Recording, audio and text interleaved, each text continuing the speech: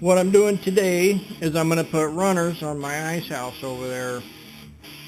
And all this is it's a 1/2 inch, we call it poly top in my business, but it's like a cutting board. It's solid plastic. It's the same thing that the runners are made of in the runner kits that you can buy. Those runner kits are so expensive. They're ridiculously priced. You can buy a big sheet of this for almost nothing compared to them stupid runner kits. This white stuff, and I'm sure other colors you can get at Elastomer Engineering in Sioux City. Also at Menards, they sell 4x8 sheets of the black stuff.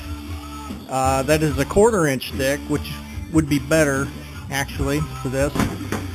But you can get that 1/4 inch sheet for like $55.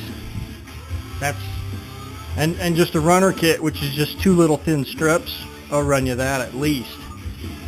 So if you buy the big sheet, you cut it, you could make 20 runner kits out of that stupid thing if you wanted, depending on how big they are. But what we're looking at doing is this right here. This is what rubs on the ice. You can see the bottom does a little bit here, but I can't do anything about that. But that runner's going to go on this right here. You can see where it's rubbed a little bit. This sled is fairly new still. I want to keep it that way. So what I'm going to do is take this runner and I'm going to stick it on here. I'm going to leave the end a little bit long. I'm going to take the other end and I'm going to heat it up under some hot running water. And I'm going to bend that thing to the shape that I want it. And it takes some time, and it's a repeated process, but it can be done, and it does work fairly good. And the way that you attach this is, I gotta find them here. Here they are. These screws, you just buy them at your local hardware or wherever, but they have a large coarse thread on them, and they're short. So what you want to do is make sure that it's not going to poke through your material, and you want to come down from the top here, down from the top into the white runner, and that'll keep you from having to drill a bunch of screw heads, holes and pilot and all that stuff. But it'll make the tub last so much longer. Because I've got a little stretch of sidewalk that I have to cross at Bacon Creek. You know, if you have to park across a parking lot or something. Gravel roads are murder on the bottom of these sleds. You have to park on the one side of the road and go across to the other side, just like the chicken. Then you just got to do it. But these white runners will protect it from that. The runners will get damaged, but who cares? Put another set on. Cut them up with just a regular circular saw. This has got a fairly large tooth blade on it.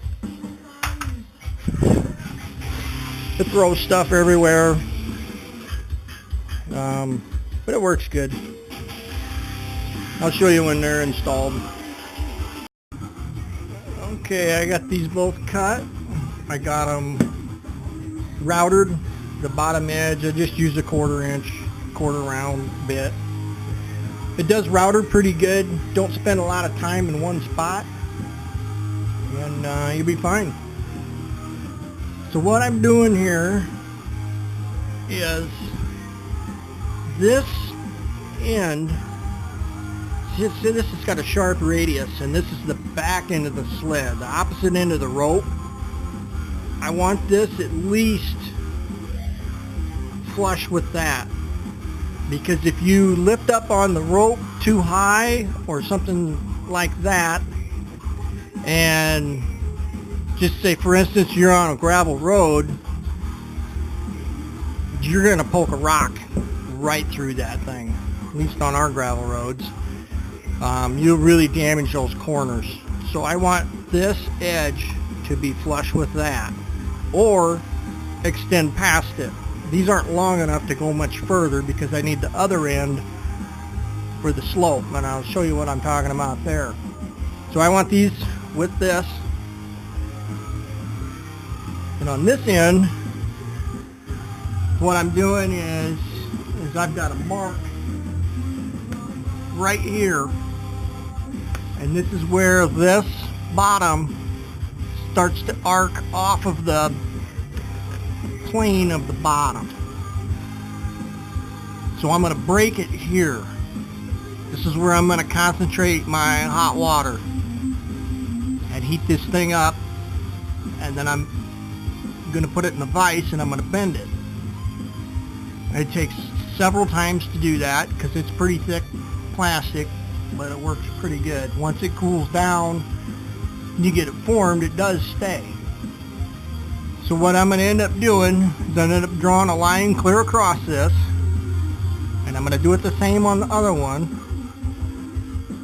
so that when I put this in the vise, I know exactly where to break it, so that it's going to be straight, and I don't end up with a ski or a runner that's like cocked off to the side, like a downhill skier with the toes pointing together.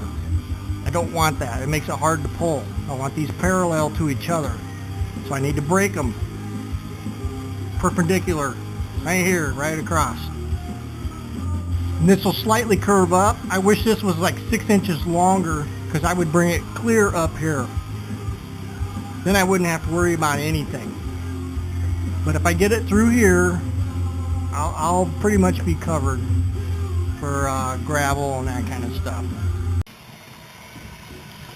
And there's my mark. Hot water, that's all it takes. I'm going to run this over to the vise here. This has been brewing for, yeah, it's just hot water. Don't put your hand in it like I did. Probably 2 or 3 minutes now. I'm going to head over to the vise, and before this thing cools down too much.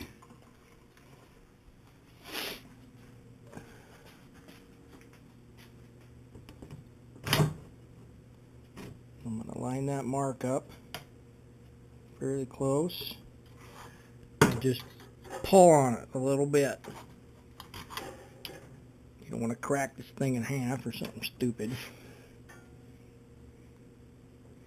And then you're going to hold it till it gets fairly cool and it wants to start retaining its shape.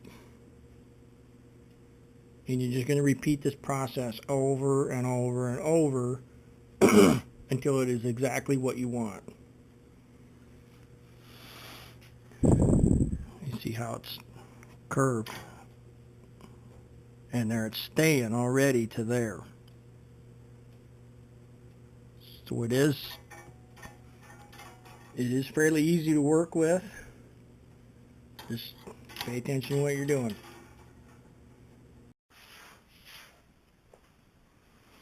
Okay, so I got this one bent. What I'm going to do is I'm going to 45 this right here. I'm going to take this outside corner off. Get rid of it. It'll help it when I'm pulling it up and down an embankment. One farm pond I fish for crappie, it's surrounded by weeds on the edge of the farm pond, and these thick corners catch a lot of weeds. Over here, I'm to the end of my radius here, and that'll help protect that. I'm going to leave that the way that it is. I don't need to bend it because I don't pull from that end. Pull from this end where the rope is. And that should work pretty good. Alright, here's the finished product. Coming to the end.